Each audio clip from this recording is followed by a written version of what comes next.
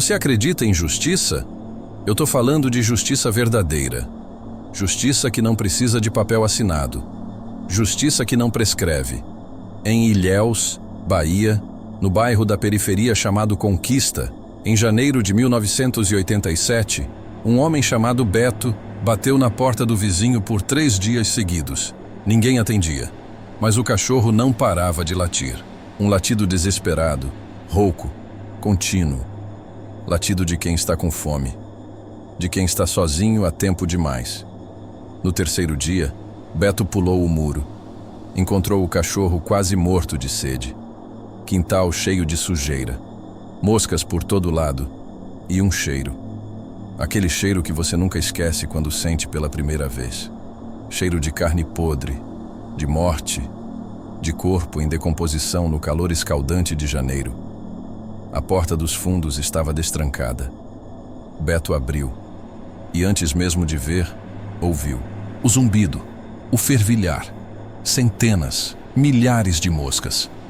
Seguiu o som até a cozinha e lá estava Inácio Silva, 23 anos, estendido no chão de cerâmica rachada. Rosto roxo, língua para fora, olhos esbugalhados, corpo inchado, cheio de larvas que se mexiam sob a pele. E ao redor do pescoço, esticado no chão ao lado do corpo, um retalho de veludo azul. A polícia chegou, investigou e descobriu algo impossível. As impressões digitais no veludo eram de Inácio, mas também havia outras, mais fracas, mais antigas, de uma mulher, Dona Coralina Ferreira, que tinha sido assassinada 2 semanas antes, estrangulada, com um retalho de veludo azul. Essa é a história de como uma costureira morta voltou para buscar justiça. E de como um assassino descobriu que tem coisas que você não rouba impunemente, especialmente a vida. Povo bonito, se estiver gostando, se inscreva. Se não, se inscreva também, tenho certeza que uma hora a gente acerta. Ilhéus, Bahia, bairro da Conquista, janeiro de 1987. O calor era insuportável. Daqueles calores úmidos do litoral baiano que grudam na pele, que fazem o suor escorrer sem parar, que obrigam todo mundo a dormir com janela aberta e ventilador ligado a noite inteira. Dona Coralina Ferreira, todo mundo chamava de Dona Cora, tinha 40 anos naquele janeiro. Era mulher baixa, forte, gordinha, de voz grossa e temperamento mais grosso ainda. Não levava desaforo para casa, não tinha papas na língua. Se alguém a desrespeitasse, ela devolvia na mesma moeda, sem medo, sem cerimônia. Era costureira, das boas. Trabalhava em casa, na sala da frente que tinha virado oficina improvisada. Máquina Singer velha, que tinha sido da mãe dela, barulhenta mas firme. Pilhas de tecido por todo lado. Retalhos, linhas, botões, zíperes. Cheiro de pano novo misturado com suor e perfume barato. Costurava para meio bairro. Vestido de festa, roupa de criança, concerto de calça, bainha de saia. Qualquer coisa. O dinheiro era pouco, mas dava. Pagava as contas. Colocava comida na mesa. Mantinha os 3 filhos vestidos, calçados, estudando. Porque o marido, Joaquim Ferreira, 48 anos, caminhoneiro, andava desempregado havia meses. Joaquim era homem bom. Trabalhador quando tinha trabalho. Não bebia, não jogava, não batia. Mas a situação estava difícil. Crise, falta de carga, falta de dinheiro. E o orgulho dele doía toda vez que via a esposa sustentando a casa sozinha. Até que em janeiro finalmente conseguiu uma carga, interior da Bahia. Ia demorar uma semana, talvez 10 dias, mas o pagamento era bom. Dava para respirar um pouco. Você tem certeza que vai ficar bem? Ele perguntou na manhã de segunda-feira, 5 de janeiro, enquanto preparava a mala. Joaquim, eu já fiquei sozinha 1000 vezes. Dona Cora respondeu, arrumando retalhos na mesa de costura. Vai tranquilo, os meninos estão aqui. Dona Nena está do lado. Vai. Joaquim beijou a testa dela. Abraçou os filhos. André, 16 anos, rapaz magro e sério. Júlia, 15, menina quieta de olhos grandes. Andrade, 12, o caçula bagunceiro. E partiu, deixando Dona Cora sozinha com as crianças. Na casa de porta e janela abertas, no calor sufocante de janeiro. Inácio Silva morava 3 casas para baixo, na mesma rua. Tinha 23 anos, branco, magro, olhos sempre meio vermelhos de quem fumava maconha escondido no quintal. Chegara em Ilhéus havia 1 ano, vindo do Acre, dizendo que procurava trabalho, vida melhor. Mentira. Inácio tinha fugido. Tinha ficha. Tinha crime nas costas. Assalto. Agressão. Quase matou um homem numa briga de bar. Veio para Ilhéus porque era longe. Porque ninguém o conhecia. Porque podia recomeçar, ou continuar, sem que ninguém desconfiasse. Morava sozinho. Só ele e um cachorro vira-lata que pegara na rua. Trabalhava de bico, carregador, ajudante de pedreiro. Qualquer coisa que pagasse e não fizesse perguntas. E namorava Elza. Elza tinha 35 anos. Não era bonita, mas era carente. Viúva, sozinha, desesperada por companhia. Inácio a usava. Dormia na casa dela quando precisava. Comia da comida dela. Pegava dinheiro emprestado e nunca devolvia. E Elza, coitada, achava que era amor. Foi Elza quem contou. Num domingo à tarde, 4 de janeiro, enquanto tomavam cerveja morna na varanda da casa dela, ela soltou sem pensar, sem malícia. Sabe a dona Cora, a costureira? Ela guarda todo o dinheiro dela no colchão. Não confia em banco. Disse que já juntou uma fortuna. Tudo guardado ali, embaixo do lençol. Inácio olhou para ela, devagar. É mesmo? É. Ela mesma falou. Outro dia, quando fui buscar um vestido que ela costurou para mim. E o marido? Saiu. Conseguiu uma carga. Vai ficar fora a semana toda. Ela tá sozinha com os meninos. Inácio tomou mais um gole de cerveja e começou a planejar.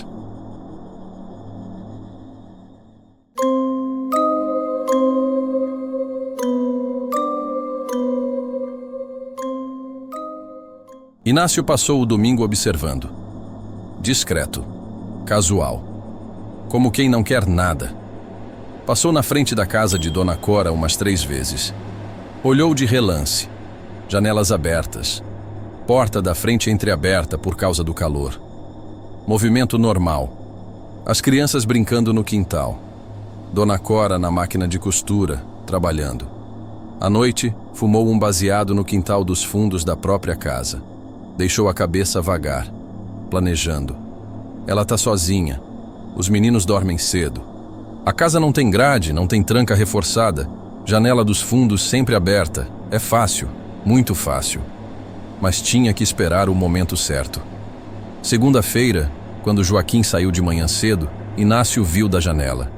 Viu o caminhoneiro carregar a mala, abraçar a família, partir. Agora, mas não de dia. De dia tinha gente na rua, vizinhos, movimento. Tinha que ser de madrugada, quando todos dormissem, quando ninguém visse. Passou o dia fingindo normalidade. Ajudou Beto, o vizinho, a carregar uns sacos de cimento. Beto era aposentado, uns 60 anos, homem bom, inocente. Conversavam de vez em quando, nada profundo, mas o suficiente para Beto achar que Inácio era rapaz esforçado, trabalhador. À tarde, foi até a casa de Elza. Ela estava feliz em vê-lo.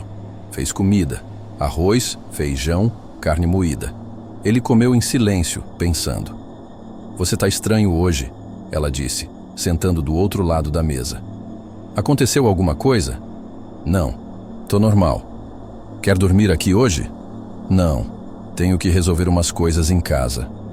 Ela ficou magoada, mas não insistiu. Inácio sabia manipular. Sabia dosar a distância para ela sempre querer mais. Saiu de lá antes de escurecer.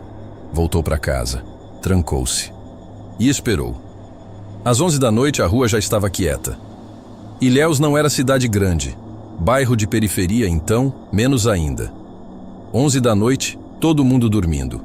Só o som de cachorro latindo longe, grilos, e o ronco abafado de algum ventilador ligado. Inácio vestiu roupa escura, calça preta, camisa de manga comprida, preta também, mesmo com o calor. Pôs tênis velho, de sola gasta, que não fazia barulho, não levou arma, não precisava. Era rápido, era forte e era surpresa. Entra, pega o dinheiro, sai, ninguém vê, ninguém sabe. Saiu de casa pela porta dos fundos. O cachorro quis ir junto, mas ele mandou ficar. Quieto, fica. Caminhou pelas sombras, 3 casas para cima. Quintal de Dona Cora tinha muro baixo, fácil de pular. Pulou, aterrissou no outro lado sem fazer barulho. Ficou parado, escutando. Silêncio. Apenas o ventilador roncando lá dentro. Caminhou até os fundos. A janela do quarto de casal estava aberta. Só a cortina fina balançando com o vento morno da noite. Fácil demais. Afastou a cortina devagar. Olhou para dentro e viu Dona Cora dormindo, deitada de lado, de costas para a janela. Lençol fino cobrindo até a cintura. Respiração pesada, profunda, dormindo firme, sozinha. Perfeito. Inácio subiu pela janela, devagar, pé por pé. Testando o peso antes de pisar completamente, Inácio respirou fundo. Caminhou mais 2 passos até a cama. O colchão. O dinheiro tá embaixo. Precisava virar ela, tirar ela da cama, virar o colchão, pegar o dinheiro, ir embora. Simples. Estendeu a mão para empurrá-la, mas quando tocou o ombro dela, Dona Cora acordou. Ela não acordou devagar, confusa, meio dormindo. Acordou alerta. Virou de costas num segundo, olhos arregalados encontrando os dele no escuro. A boca dela se abriu. Inácio congelou. Não, não grita, não grita. Mas ela não gritou. Ficou parada, olhando para ele, reconhecendo. Inácio? A voz saiu baixa, quase um sussurro de descrença. Ele não respondeu. Não se mexeu. Ficou ali, de pé ao lado da cama, mente correndo. Ela me viu. Ela sabe quem eu sou. Merda, merda. O que eu faço? Como tiro ela dali? Como...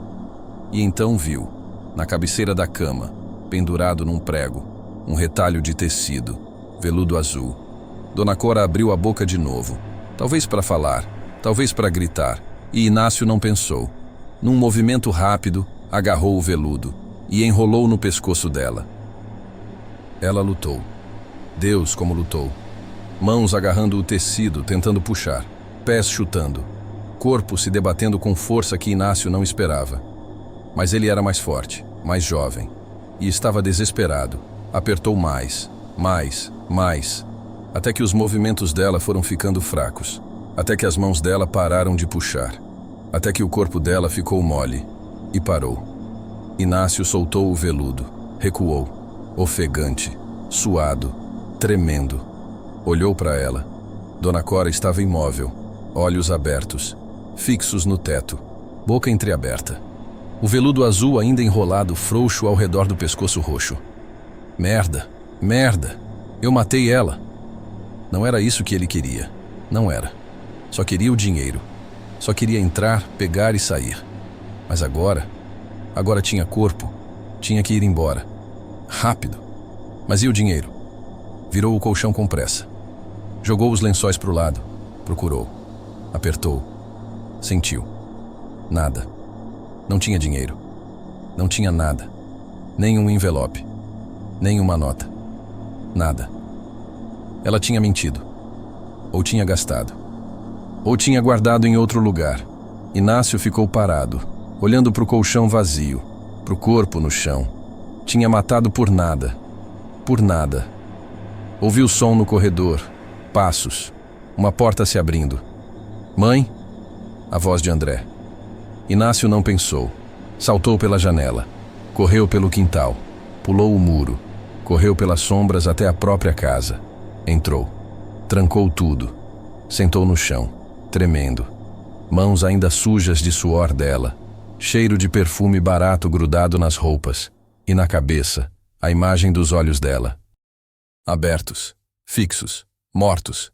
Ele fechou os próprios olhos e tentou não pensar. Mas já era tarde. Já tinha começado.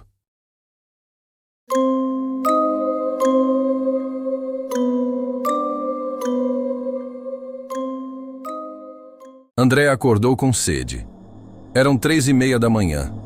Calor insuportável. O ventilador do quarto que dividia com o irmão Andrade mal ventilava. Levantou, ainda meio dormindo, foi até a cozinha buscar água. Passou pelo corredor. Tudo quieto. A porta do quarto da mãe estava entreaberta. Estranhou. Ela sempre fechava. Sempre. Tinha mania de privacidade, de não deixar ninguém mexer nas coisas dela. Mãe? Chamou baixinho. Nenhuma resposta. Empurrou a porta e viu. O grito de André acordou o bairro inteiro. Não foi grito de susto, foi grito de horror puro, de algo que quebra a alma, de algo que nenhum garoto de 16 anos deveria ver. Júlia e Andrade acordaram, correram para o quarto. Viram o irmão ajoelhado, tremendo, apontando. Júlia tampou a boca. Andrade começou a chorar. André conseguiu se levantar. Tropeçou até a porta da frente. Abriu. Saiu cambaleando para a rua. Dona Nena! Dona Nena! Dona Nena morava 2 casas ao lado. Benzedeira respeitada, mulher de fé, de reza, de sabedoria antiga. Tinha uns 70 anos, corpo curvado, mas olhar firme. Acordou com os gritos. Vestiu o roupão. Saiu. André estava na calçada, descalço, chorando, tentando falar, mas não conseguindo formar palavras. Menino, o que foi? O que aconteceu? Minha mãe. Dona Nena não esperou explicação. Entrou na casa, foi até o quarto. E quando viu, fez o sinal da cruz 3 vezes. Jesus, Maria, José. Meia hora depois, metade da rua estava acordada. Vizinhos na calçada. Sussurros. Choro. Incredulidade. Dona Nena tinha coberto o corpo com um lençol. Tinha tirado as crianças de dentro da casa. Tinha mandado alguém chamar a polícia. E tinha ficado ali, de pé na porta do quarto como guardiã, como se protegesse Dona Cora mesmo depois de morta. Inácio acordou com o barulho, olhou pela janela, viu a movimentação, as pessoas, a luz da viatura chegando, e soube, tinham encontrado. Seu estômago revirou, vontade de vomitar. Mas engoliu, respirou fundo. Calma, ninguém te viu. Ninguém sabe. Fica calmo. Vestiu uma bermuda, camiseta. Saiu de casa como quem acabou de acordar, sonolento, curioso. Chegou perto do grupo de vizinhos. O que aconteceu? Perguntou, tentando soar genuíno. A Dona Cora, uma senhora respondeu chorando. Mataram ela. O quê? Inácio arregalou os olhos. Como assim? Entraram na casa, estrangularam ela. Os meninos que acharam. Inácio olhou na direção da casa. Viu André sentado na calçada, abraçado com os irmãos. Viu Dona Nena conversando com os policiais. E sentiu algo estranho. Não era remorso, ainda não.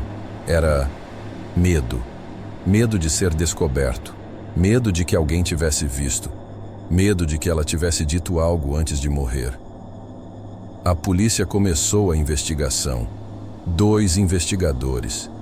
Delegado Rocha, homem gordo de bigode grisalho, e o assistente dele, João Carlos, novato de 20 e poucos anos. Entraram no quarto. Examinaram o corpo, fotografaram, mediram, anotaram. Sinais de luta, delegado Rocha murmurou. Ela lutou muito. Causa da morte? João Carlos perguntou. Estrangulamento. Rocha apontou para o pescoço roxo, as marcas fundas. Ela era costureira, né? Era, delegado. Rocha examinou o quarto. Janela aberta. Entrou por aqui. Ela acordou. Brigaram. Ele a matou. Por quê? Roubo? Provavelmente. Rocha olhou para o colchão virado, para os lençóis bagunçados. Estavam procurando algo. Dinheiro, talvez. Saíram do quarto. Foram falar com as crianças. André, ainda em choque, conseguiu contar o pouco que sabia. Acordou com sede. Viu a porta aberta. Entrou. Viu a mãe. Você ouviu alguma coisa durante a noite? Barulho? Grito? Não. Eu acho que ela tentou gritar. Mas eu estava dormindo. Eu não ouvi. Lágrimas escorriam. Eu devia ter ouvido. Eu devia... Não foi sua culpa, filho. Delegado Rocha tocou o ombro dele. Não foi. Júlia e Andrade não tinham ouvido nada também. Dormiam pesado, calor, cansaço. Dona Nena foi a mais útil. Ela era mulher cuidadosa, a benzedeira disse, mas confiava nos vizinhos.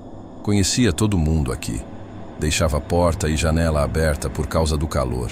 Nunca teve medo. Ela tinha inimigos? Nenhum. Todo mundo gostava dela.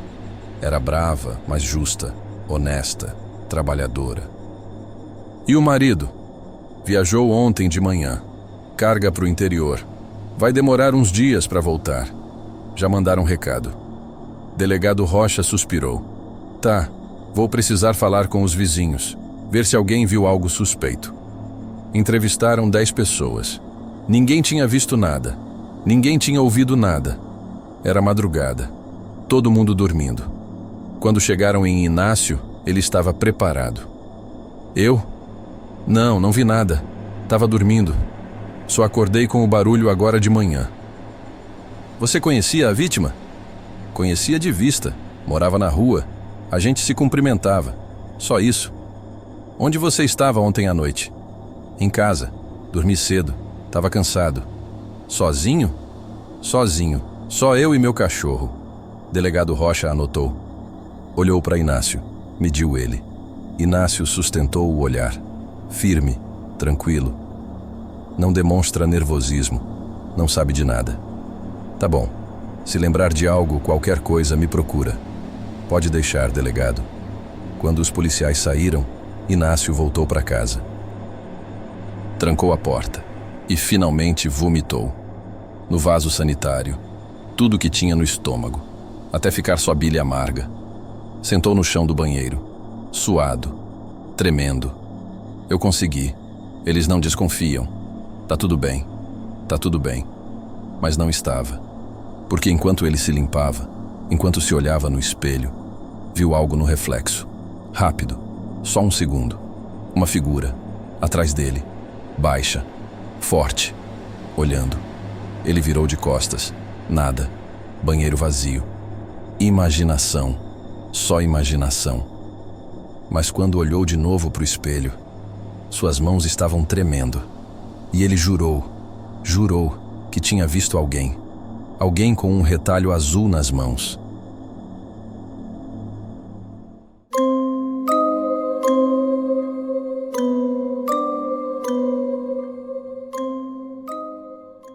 O corpo de Dona Cora foi liberado no dia seguinte, quarta-feira.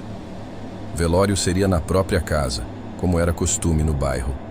Caixão simples na sala, velas ao redor, vizinhos entrando e saindo o dia todo, trazendo café, comida, abraços.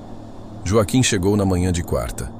Tinha recebido o recado na estrada, largado tudo, voltado, dirigindo sem parar. Entrou em casa, viu o caixão e desabou.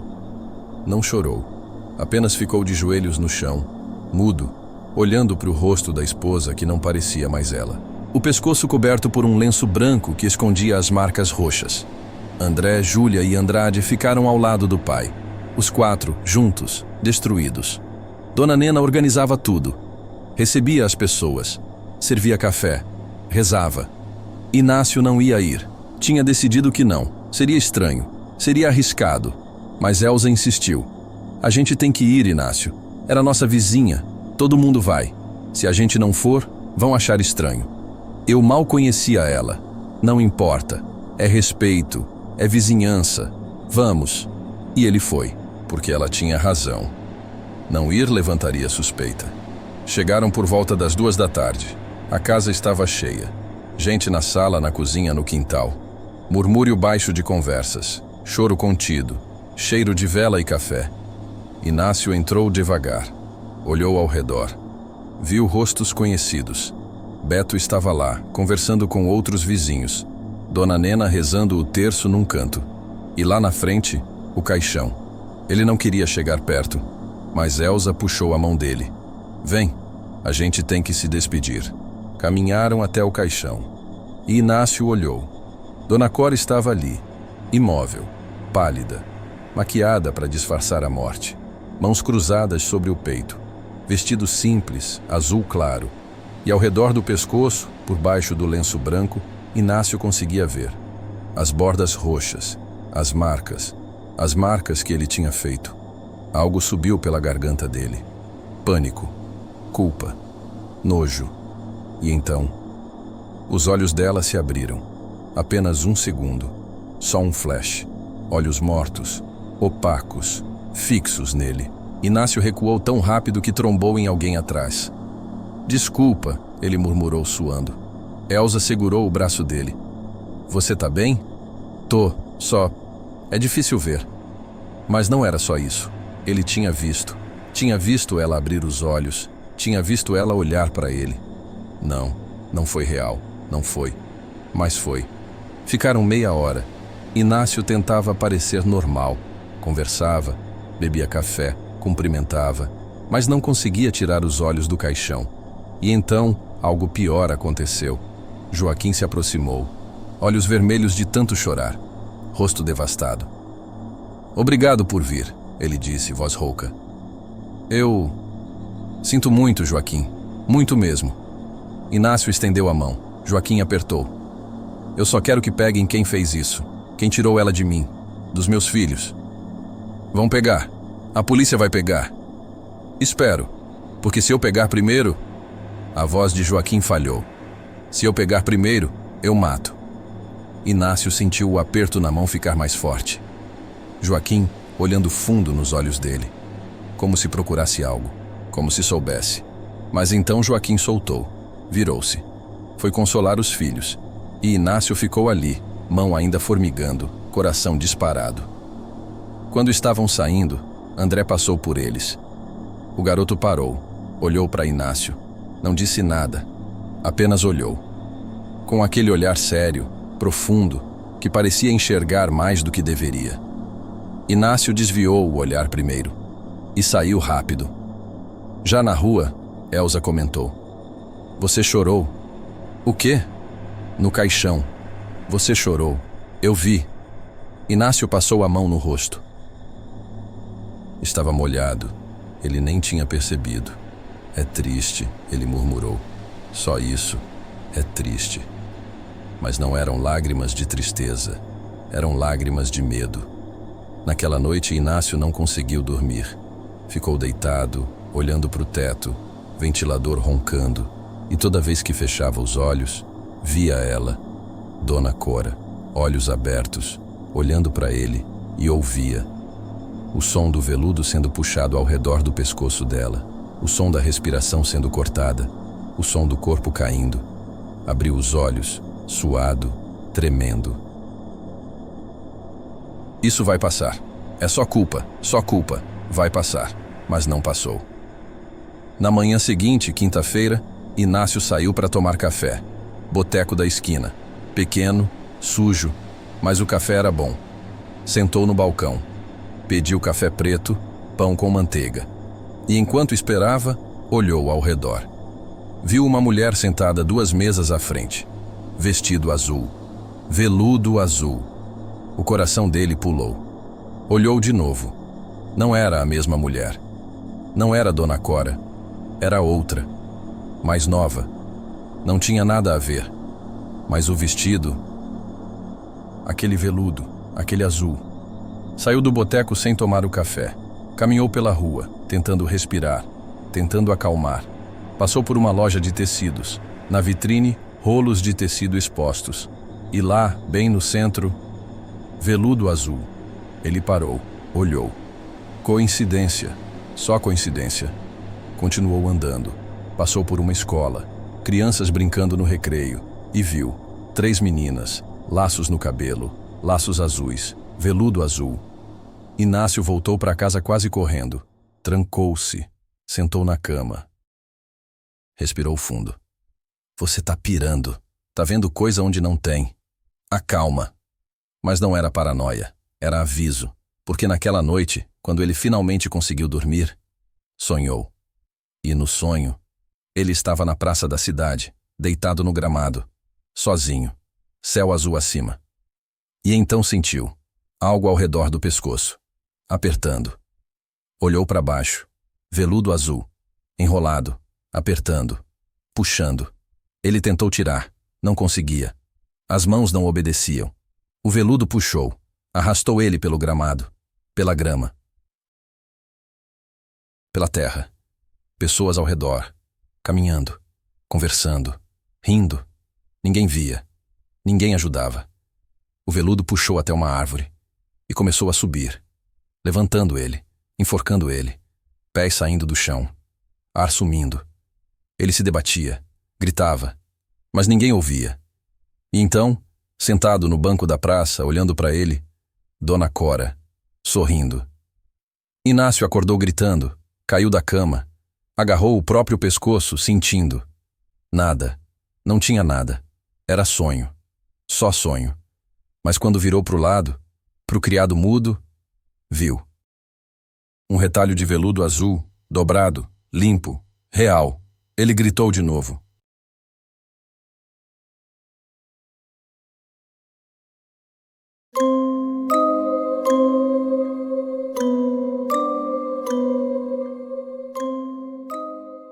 Inácio agarrou o retalho com as mãos tremendo. Era real, sólido, veludo macio entre os dedos, azul, aquele mesmo azul. Como? Como isso tá aqui? Eu não trouxe. Eu deixei lá.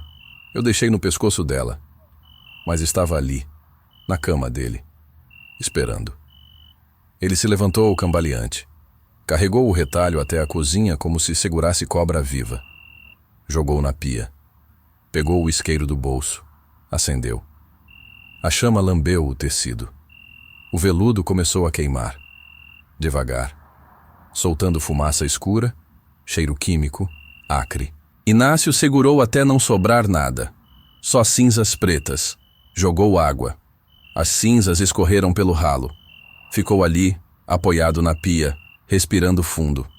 Pronto. Acabou. Não tem mais. Mas por que estava tão aliviado? Por que tinha tanto medo de um pedaço de pano? Porque você matou ela com isso. Porque é prova. Se alguém vir, vai saber. Mas não era só isso. Era mais. Era algo que ele não queria admitir. Algo irracional. Algo que sua mente tentava negar, mas o corpo sabia. Aquele veludo não era normal. Passou o dia tentando se distrair. Foi até a casa de Beto. Ajudou a consertar um portão quebrado. Trabalho físico. Algo para ocupar a cabeça. Beto notou. Você tá abatido, rapaz. Ainda tá pensando na Dona Cora? Tô. É difícil, né? Acontecer uma coisa dessas tão perto. É, cidade pequena. A gente sente mais. Beto apertou um parafuso. Você foi no velório? Fui. Com a Elza. Vi. Até chorou, né? Fiquei surpreso. Achei que você não era tão próximo dela. Inácio forçou um sorriso. Não era. Mas, sei lá, me comoveu ver a família destruída. Beto olhou para ele. Mediu. É. Você tem coração bom, Inácio. Às vezes eu acho que você esconde, mas tem. Se você soubesse... À tarde, foi até a casa de Elza. Ela estava contente. Abraçou ele, fez suco, quis conversar. Você tá diferente, ela disse, sentando ao lado dele no sofá. Desde o velório. Tá mais... quieto. É o calor. Tô cansado. Ou é culpa? Inácio olhou para ela, coração pulando. Culpa de quê? De não ter protegido a Dona Cora. De morar perto e não ter ouvido nada. Todo mundo tá se sentindo assim. Como se pudéssemos ter feito algo. Ah, é. Também. Ela segurou a mão dele. Você é sensível, Inácio. Por mais que tente esconder. Eu vejo. Ele não respondeu. Porque se ela realmente visse, veria um monstro. Voltou para casa no fim da tarde. Alimentou o cachorro, tomou banho. Tentou comer, mas não tinha fome. Deitou cedo, exausto. Precisava dormir. Dormir de verdade. Mas toda vez que fechava os olhos, via o veludo, enrolado, apertando, sufocando. Acordou de madrugada, 3h30. Exatamente 3h30. A mesma hora que tinha matado ela. Sentou na cama, suando, coração disparado. E então, ouviu. Passos. No corredor. Lentos, arrastados. Não, não tem ninguém aqui. Eu tranquei tudo. Tá tudo trancado. Os passos continuaram, aproximando, parando na porta do quarto. Inácio olhou. A porta estava fechada, mas a maçaneta estava girando, devagar. Ele não conseguia se mexer. Paralisia total, pânico puro. A porta se abriu, rangendo, centímetro por centímetro, revelando nada. Corredor vazio, escuro. Inácio respirou. Vento, só vento. Porta mal fechada. Levantou, foi até a porta. Fechou direito. Trancou por dentro. Voltou para a cama. Deitou. E quando virou a cabeça para o lado, ela estava deitada ao lado dele. Dona Cora, olhos abertos, fixos nele, pescoço roxo, boca entreaberta, e nas mãos, veludo azul. Inácio gritou. Caiu da cama. Rastejou para trás até bater na parede. Olhou de novo. A cama estava vazia. Não tinha ninguém. Só o lençol amassado. Respirou. Ofegante. Tremendo. Sonho. Foi sonho. Você acordou, mas ainda estava sonhando. Levantou cambaleante. Acendeu a luz. O quarto normal. Vazio. Foi até a cozinha. Bebeu água direto da torneira. Mãos tremendo tanto que derramou. Você tá pirando. Precisa parar. Precisa esquecer. Foi só um assalto que deu errado. Ela lutou. Você teve que fazer. Foi defesa. Mas não foi. Foi assassinato. E ele sabia. Voltou pro quarto, sem coragem de dormir. Sentou na cama, luz acesa, e ficou ali, esperando o sol nascer. Quando amanheceu sexta-feira, Inácio estava exausto, olheiras fundas, mãos tremendo, corpo dolorido de tensão. Levantou, foi até o banheiro, abriu a torneira para lavar o rosto, e quando olhou para o espelho, viu, atrás dele, Dona Cora, de pé, olhando, e nas mãos, veludo azul. Ele virou de costas num reflexo. Nada. Banheiro vazio. Olhou para o espelho de novo. Nada. Só ele, pálido, suado, apavorado. Mas tinha visto. Tinha visto. Inácio saiu do banheiro correndo. Foi até o quarto. Abriu o guarda-roupa. Procurou. Calça, camisa, meia, sapato. Ia sair. Ia para casa de Elza. Não ia ficar sozinho. E quando puxou a gaveta de baixo, estava cheio. Cheio de retalhos. Veludo azul. Dezenas deles. Dobrados. Empilhados. Esperando. Inácio recuou. Tropeçou. Caiu sentado. Olhou para o guarda-roupa. Para os retalhos. Não. Não. Não. Levantou. Agarrou os retalhos. Todos. Levou até a pia da cozinha. Tacou fogo. Um por um. Queimou tudo. Até não sobrar nada. Nada. Jogou as cinzas no vaso do banheiro. Deu descarga. Limpou tudo. Lavou as mãos. O rosto. Respirou. Pronto. Acabou. Não tem mais. Acabou. Mas não tinha. Nunca ia acabar.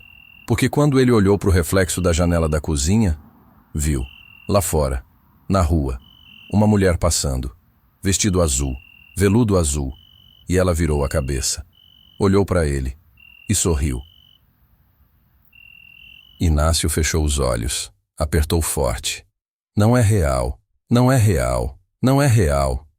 Quando abriu, a rua estava vazia, mas ele sabia que não ia parar, sabia que ela não ia parar, até conseguir o que queria, justiça.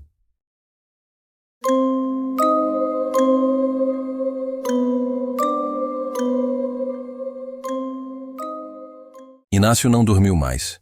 Não conseguia. Toda vez que fechava os olhos, via ela. Toda vez que relaxava, sentia o veludo ao redor do próprio pescoço. Sexta-feira passou num borrão. Sábado também. Ele mal comia, mal falava. Evitava espelhos. Evitava ficar sozinho. Mas não podia evitar a noite. Domingo de manhã, Beto bateu na porta dele. Inácio, você tá bem? Faz dias que não te vejo direito. Tô bem. Só gripado. Gripado? Com esse calor? Beto franziu a testa. Você tá com uma cara péssima, rapaz. Quer que eu chame alguém? Não, Tô bem, só preciso descansar. Beto não pareceu convencido, mas não insistiu. Tá, qualquer coisa, me chama. À tarde, Elsa apareceu. Entrou, olhou para ele, assustou-se. Meu Deus, Inácio, o que aconteceu com você? Ele estava deitado no sofá, olheiras fundas, barba por fazer, roupa suja. Nada, não tô dormindo bem. Por quê? Calor, insônia. Ela sentou ao lado dele, tocou a testa. Você tá gelado, em pleno janeiro. Isso não é normal. Tô bem, Elsa, sério. Mas não estava. E ela via. Você tá com medo, ela disse baixinho. Desde a morte da dona Cora. Você tá com medo. Eu não. Tá sim. Todo mundo tá. Eu também tô. Saber que tem um assassino solto por aí. Ela apertou a mão dele. A polícia vai pegar. Vai ficar tudo bem. Inácio não respondeu, porque a polícia não ia pegar. Ou ia. Na segunda-feira, delegado Rocha voltou. Bateu em várias portas, fazendo perguntas de novo, checando detalhes. Quando chegou na casa de Inácio, encontrou ele sentado na varanda, fumando. Inácio Silva? Sim, delegado. Posso fazer mais algumas perguntas? Pode. Rocha sentou num banquinho de plástico. Puxou o bloquinho. Você conhecia bem a dona Cora? Não muito. Cumprimentava ela na rua, só isso. Nunca entrou na casa dela? Nunca.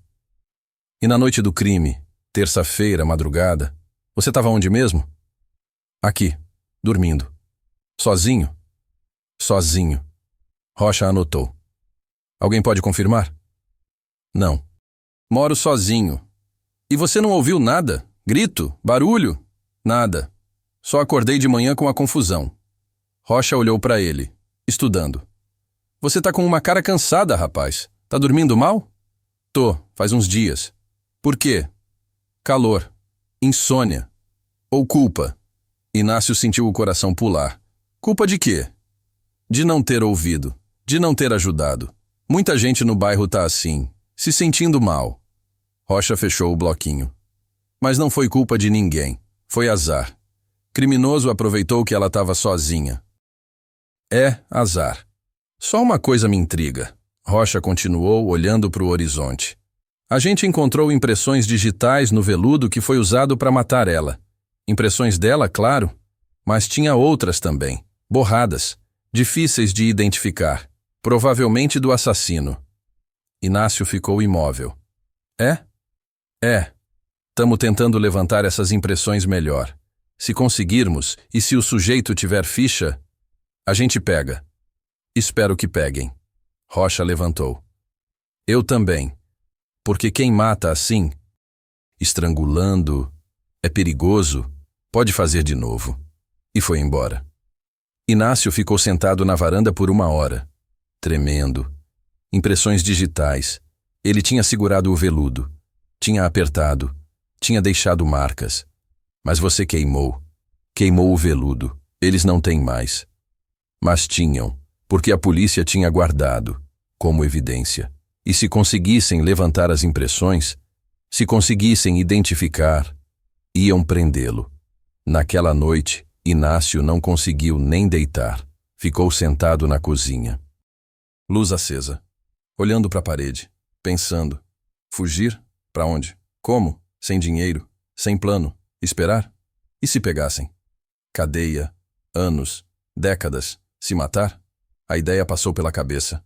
Rápida, tentadora. Acabar com tudo. Acabar com o medo.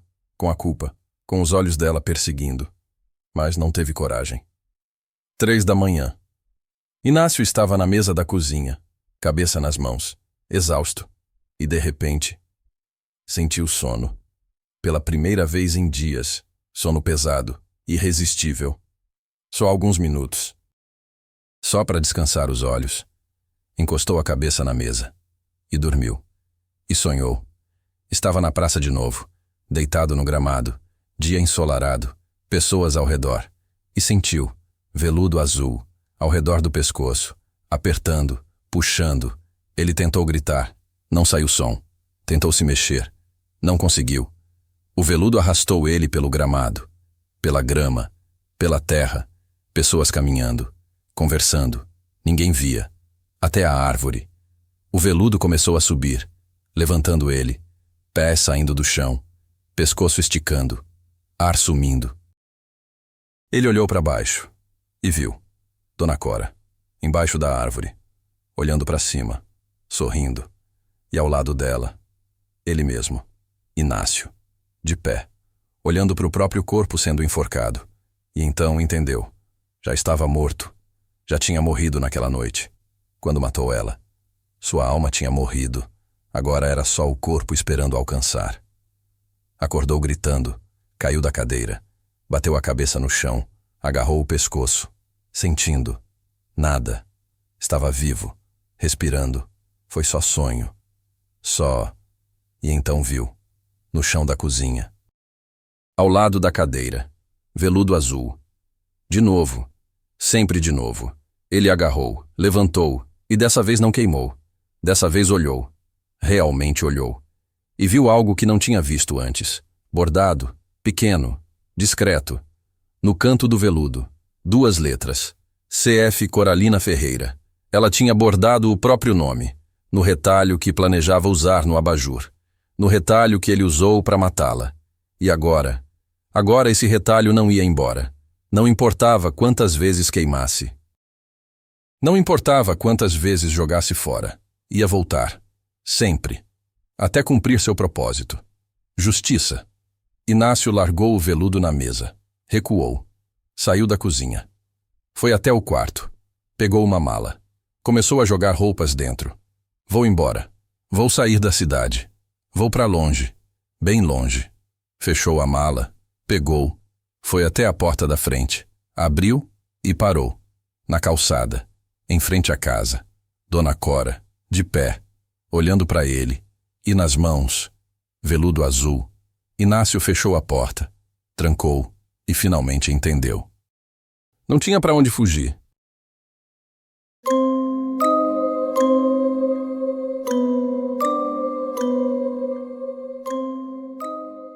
Uma semana se passou desde que Inácio tinha queimado o veludo pela primeira vez. 7 dias de terror. 7 noites sem dormir.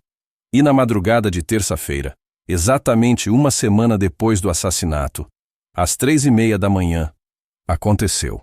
Inácio estava sentado na sala, luz acesa. Televisão ligada, mas sem som. Apenas para ter companhia, para não ficar no silêncio. Olhos vermelhos, ardendo de cansaço. Corpo trêmulo. Mente à beira do colapso. Só mais algumas horas. Só até o sol nascer. Depois vai melhorar. Sempre melhora de dia. Mas não ia melhorar. Porque às 3:29, a televisão apagou. Sozinha. A luz piscou. Uma vez, 2 vezes. E apagou também. Escuridão total. Inácio levantou, o coração disparado. Acabou a luz. Murmurou para si mesmo. Só isso. Só acabou a luz. Foi até a janela. Olhou para a rua. As outras casas tinham luz. Só a dele não.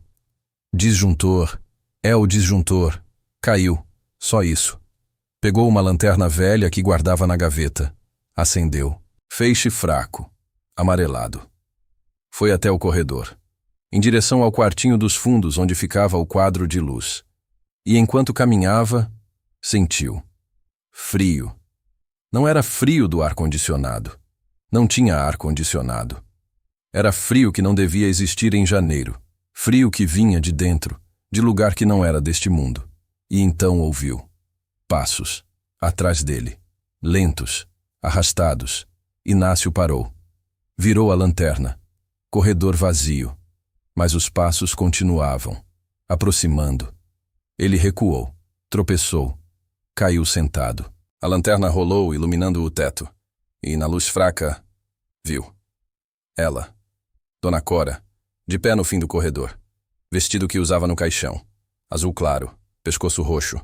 Marcas fundas, olhos fixos, mortos. Mas vendo. E nas mãos. Veludo azul. Inácio tentou gritar. Não saiu som. Tentou se levantar. Pernas não obedeciam.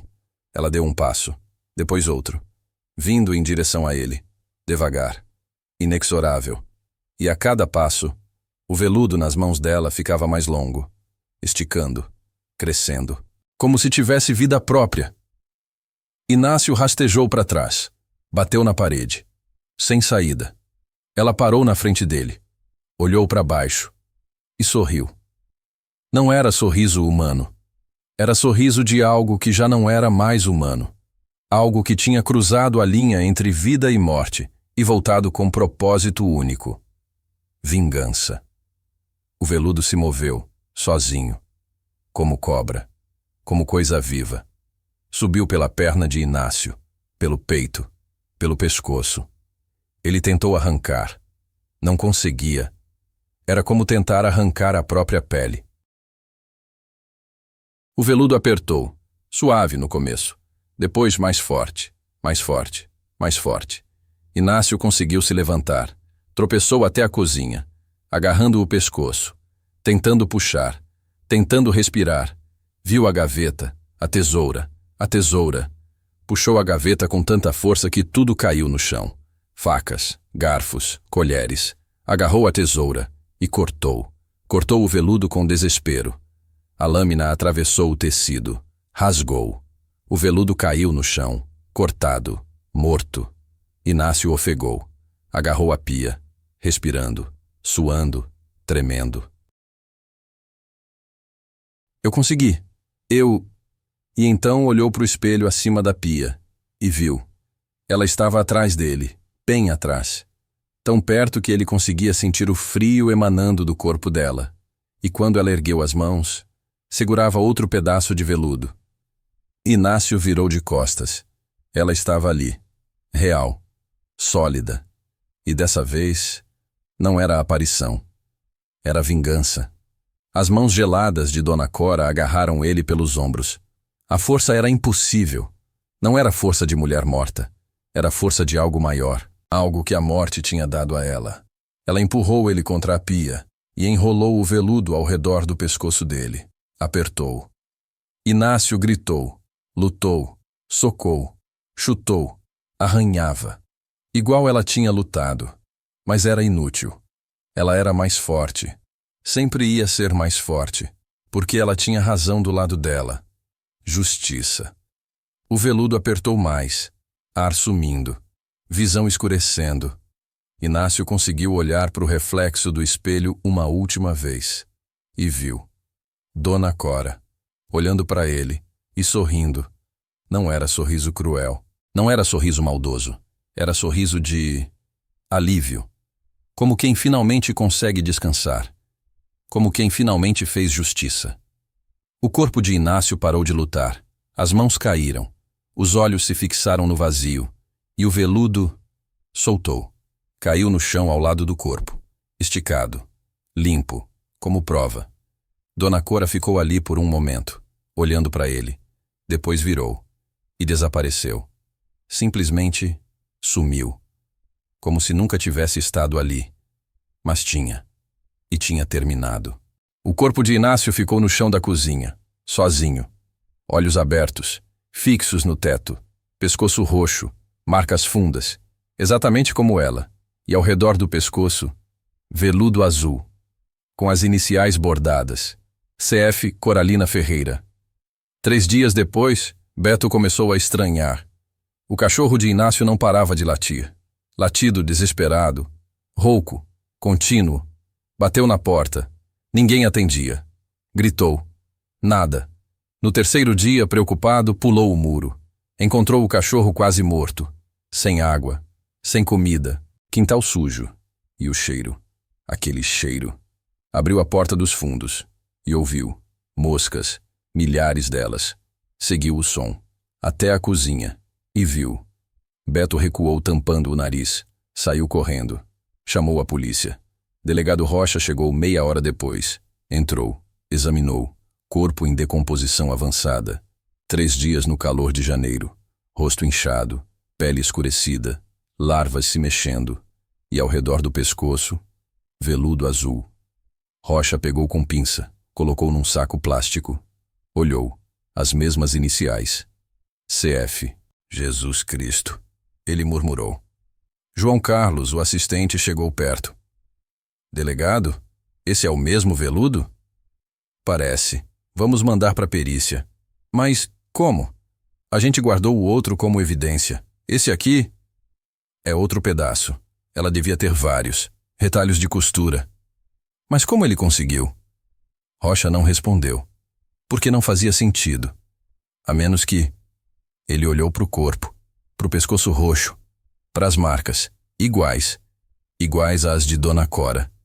E então viu, na borda do veludo, impressões digitais. Pegou a lupa, examinou e reconheceu. Eram de Inácio. As mesmas impressões que tinham encontrado no veludo que matou Dona Cora. Era ele, Rocha disse baixinho.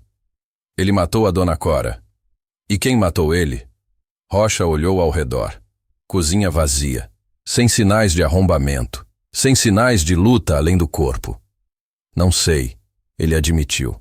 Mas quem quer que tenha sido, usou o mesmo método, como se fosse vingança, João Carlos completou. É. Os dois ficaram ali, olhando para o corpo. Para o veludo azul. Para as iniciais. CF e delegado Rocha, homem de 50 anos, cético, racional. Sentiu um arrepio, porque não havia explicação lógica. Não havia como outra pessoa ter entrado. Não havia como ter acontecido. A menos que... Ele balançou a cabeça. Não, impossível. Mas quando virou para sair, sentiu algo passar por ele. Frio, rápido, como presença, como alguém. E jurou que viu no reflexo da janela uma figura, baixa, forte, sorrindo e desaparecendo.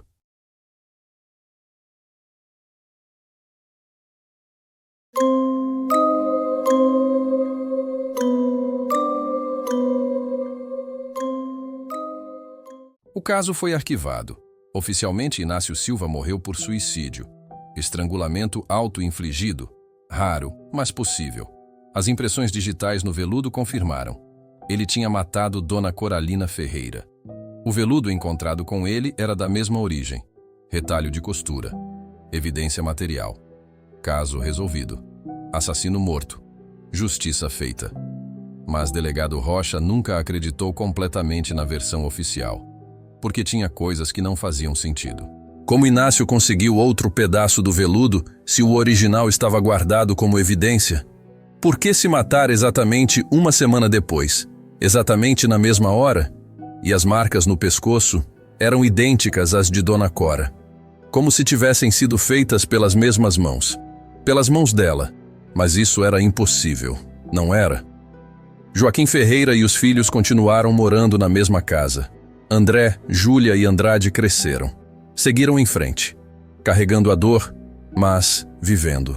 E dizem que às vezes, principalmente em janeiro, quando o calor aperta, eles sentem o cheiro do perfume barato que a mãe usava, o som da máquina de costura, mesmo estando desligada, e encontram, de vez em quando, um retalho de veludo azul, deixado em cima da cama, ou na mesa da cozinha, ou na cadeira onde ela costumava sentar.